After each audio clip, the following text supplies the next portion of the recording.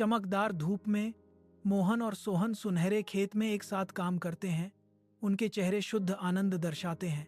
हवा प्रकृति की आवाजों से भरी है। ग्रामीण जीवन की एक सिम्फनी। एक शांत गांव का दृश्य सामने आता है क्योंकि वे काम करते हैं। उनकी गतिविधियां पृथ्वी के साथ सामंजस्य में हैं। उनके अस्तित्व की सादगी हर हाव भाव में स्पष्ट है। श्रम और संतोष का जीवन। उनकी हंसी खेतों में गूंजती है, उनके साझा बंधन और खुशी का प्रमाण। रीना अपने शानदार टाउन हाउस में आराम करती है। धूप साफ सुथरे खिड़कियों से आ रही है। वह धन और संतोष का प्रतीक है। अपने शानदार परिवेश में शांत समृद्धि का चित्र। लेकिन रीना के चेहरे पर लालच की चमक चमकती है, जो उसके शांत बाहरी हिस्से का एक सूक्ष्म विश्वासघात है। शानदार माहौल उसकी स्पष्ट संतुष्टि की सतह के नीचे छिपी एक छिपी हुई भूख को धोखा देता है। रीना पुराने गांव के घर पहुंचती है, जिसका मजबूत ढांचा समय और अनकही कहानियों के निशान लिए हुए है। रीना के लौटने पर दुख हवा में भारी हो जाता है। उसका चेहरा उसके पिता की मृत्यु के बाद दृढ़ संकल्प का मुखौटा है। उसकी आंखें गुस्से से चमकती हैं। सतह के नीचे एक तूफान आ रहा है, क्योंकि वह अपने भाइयों का सामना करने की तैयारी कर रही है। उसके भाई निराश खड़े हैं, उनके कंधे दुख और गुस्से के मिश्रण से झुके हुए हैं। विरासत और पारिवारिक संघर्ष का भार उन पर आ जाता है। एक मूक लड़ाई शुरू होने वाली है। अदालत के अंदर तनाव हवा में भर जाता है, क्योंकि रीना की धमकी भारी पड़ती है। उसकी दृढ़ता अटल है। मोहन और सोहन निराशा से एक दूसरे को देखते हैं।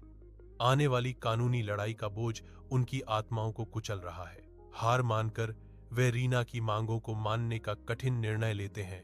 उनके चेहरे निराशा से भरे हुए हैं।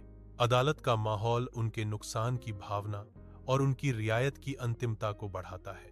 रीना देखती है, उसका भाव अस्पष्ट है, क्योंकि भाई पैसे छोड़ने के लिए सहमत हैं।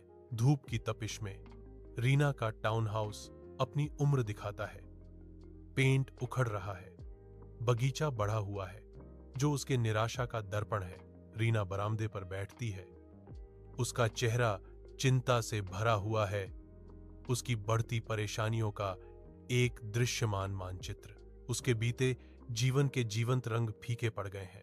उनकी जगह वित्तीय तनाव के सुस्त स्वर ने ले ली है। जर्जर घर का हर धूप से सना विवरण एक डूबते हुए व्यवसाय की कहानियां फुसफुसाता है। बड़ा हुआ बगीचा, जो कभी एक आश्रय था, अब डूबते कर्ज के खिलाफ उसकी लड़ाई का प्रतीक है। खामोशी केवल बरामदे के चरमराहट से टूटती है। हर आवाज उसके एकांत की याद दिलाती है। रीना गांव वापस आती है। परिचित घर अब डर और आशंका की भावना के साथ मंडरा रहे हैं। वह रुक जाती है। उसकी छाया भाइयों के विनम्र दरवाजे की ओर लंबी और विकृत होकर फैलती है। एक गहरी सांस, पछतावे से भरी हुई, उसके फेफड़ों को भर देती है, क्योंकि वह आगे जो है उसके लिए खुद को मजबूत करती है। उसका हाथ कांपता है जब वह बाहर निकलती है। दरवाजे का खुरदरा लकड़ी उसके कार्यों की एक स्पष्ट याद दिलाता है। शर्म की लहरें उस पर छा जाती हैं। हर एक उसे उसकी गलतियों के बोझ से डुबोने की धमकी देती है। पश्चाताप उसके चेहरे पर अंकित हो जाता है। क्षमा याचना के लिए एक मौन निवेदन। जैसे ही वह परिणामों का सामना करने की तैयारी करती है। गांव के घर के अंदर मोहन और सोहन एक दूसरे को जानते हुए देखते हैं।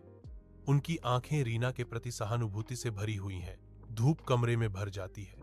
हवा में धूल के सूक्ष्म नृत्य को उजागर करती है। हर एक छोटा सा गवाह है जो नाटक हो रहा है।